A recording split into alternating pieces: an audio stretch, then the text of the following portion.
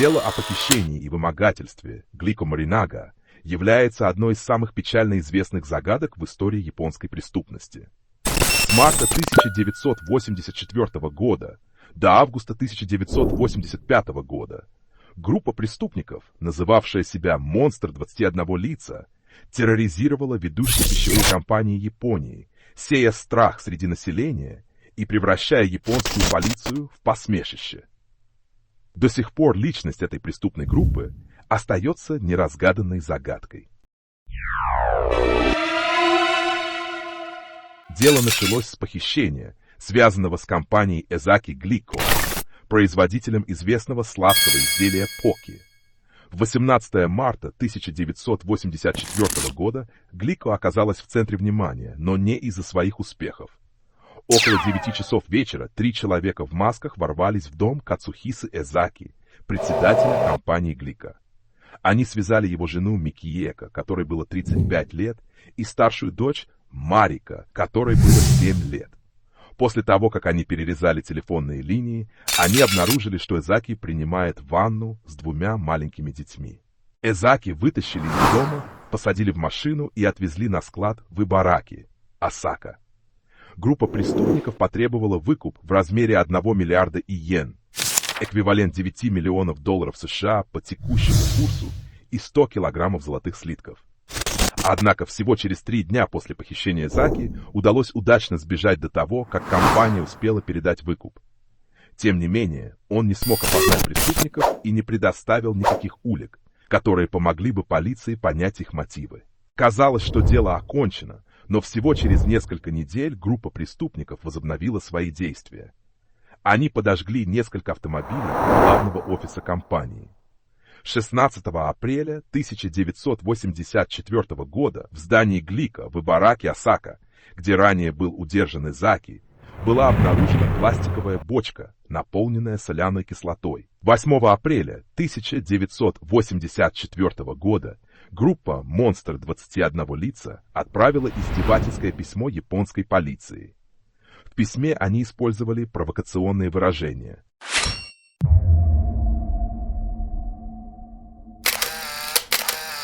Посылаем глупой японской полиции. Вы что, совсем идиоты?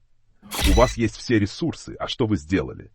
Если вы такие умные, попробуйте поймать нас. Поскольку вы бесполезны, я дам несколько подсказок. У Эзаки нет родственников. Никто из полиции не знает, что наши машины серого цвета. Еду мы покупаем в Далеле. Хотите больше информации? Молитесь об этом в газетах. Если вы все знаете, но все равно не можете поймать меня, значит вы настоящие бездельники, ворующие народные налоги. Может мне похитить начальника полиции. Параллельно группа преступников также отправляла издевательские письма полиции через СМИ. В одном письме, написанном на осакском диалекте, было написано: «Уважаемые офицеры, не лгите. Все преступления начинаются с лжи. Зачем жаловаться?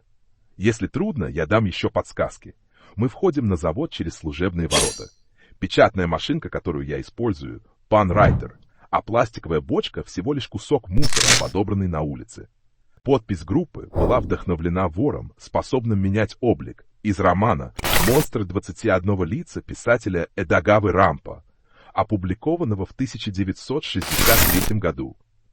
Однако эти улики не помогли полиции приблизиться к установлению личности преступной группы. 10 мая 1984 года «Монстр 21 лица» отправил угрозу компании Эзаки Глико, заявив, что отравил цианидом их кондитерские изделия и угрожая выставить их на полки магазинов. Когда письмо стало достоянием общественности, вся Япония охватила паника. Не зная, какие именно конфеты отравлены, компания Эзаки Глико была вынуждена изъять всю продукцию, включая знаменитое печенье поки. Компания понесла серьезные убытки, потеряв 130 миллионов долларов дохода и вынуждена была уволить 1000 рабочих. Однако полиция не нашла ни одной отравленной конфеты. К июню 1984 года группа преступников внезапно объявила, что прощает Глико и прекращает террор компании. В одном из писем они написали: «Президент Глико уже достаточно долго склонял голову. В нашей группе тоже есть ребенок 4 лет. Каждый день он требует конфеты. Грика — это ребенок, который плачет из-за того, что у него забрали любимую конфету. Это препятствие.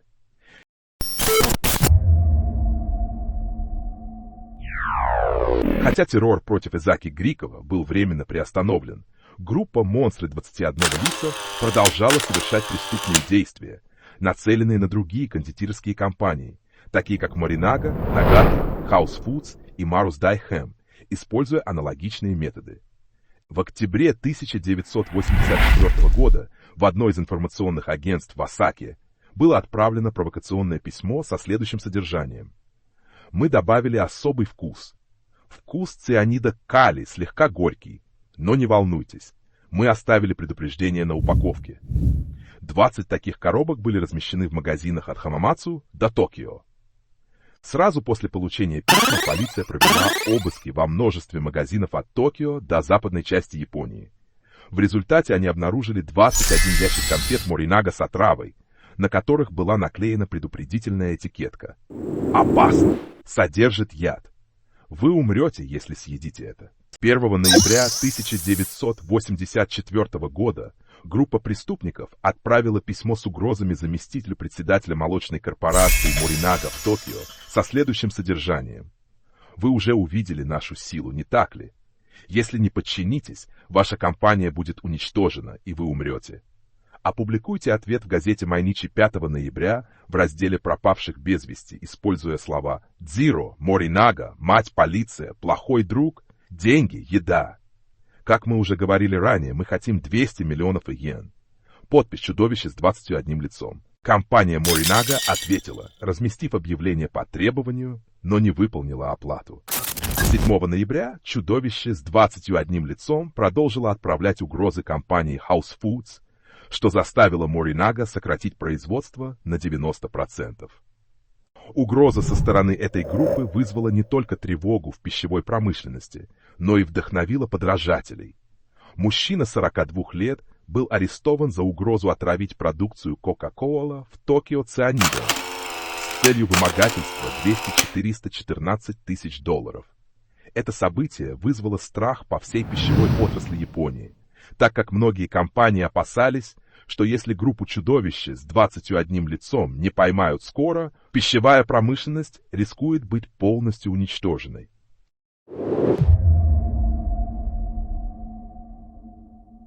Полиция Японии усилила расследование.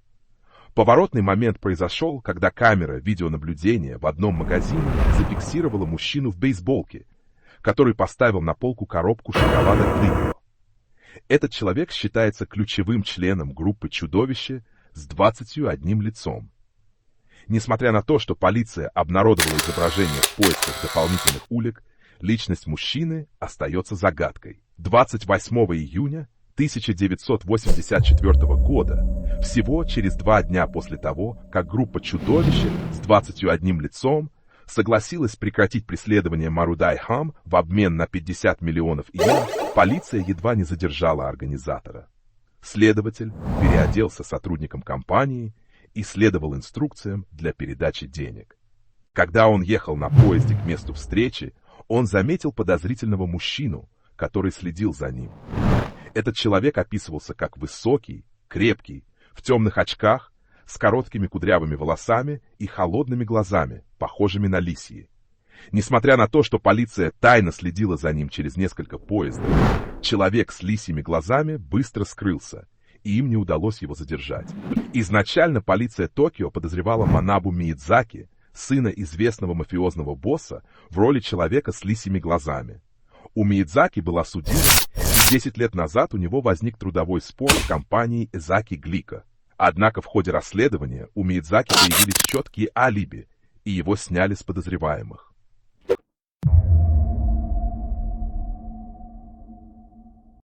Не сумев поймать главаря, начальник полиции префектуры Сига Ямамото оказался под сильным давлением. В августе 1985 года он покончил с собой, совершив самосожжение. 12 августа 1985 года, через 5 дней после смерти Ямамото, группа «Чудовище 21 лица» отправила последнее послание в СМИ. Ямамото, начальник полиции префектуры Сига, умер. Как глупо. У нас нет ни друзей, ни тайных убежищ в Сига. Должны были умереть Йошина или Шиката. Что они делали все 17 месяцев? Не позволяйте таким мерзавцам, как мы, уйти от наказания. Множество ублюдков там хотят подражать нам. Ямамото умер как настоящий мужчина, поэтому мы выражаем соболезнования. Мы решили прекратить пытки пищевых компаний. Если кто-то вымогает у пищевых компаний, то это не мы, а подражатели. Мы плохие парни, а значит, у нас дел больше, чем просто издеваться над компаниями. Жить жизнью плохого парня – это интересно. После этого послания группа «Монстр с 21 лицом» полностью исчезла, не оставив следов. Сроки преследования по делу о похищении Кацукисы Эзаки, председателя Эзаки Джика, истекли в июне 1995 года, а сроки по умышленным отравлениям – в феврале 2000 года.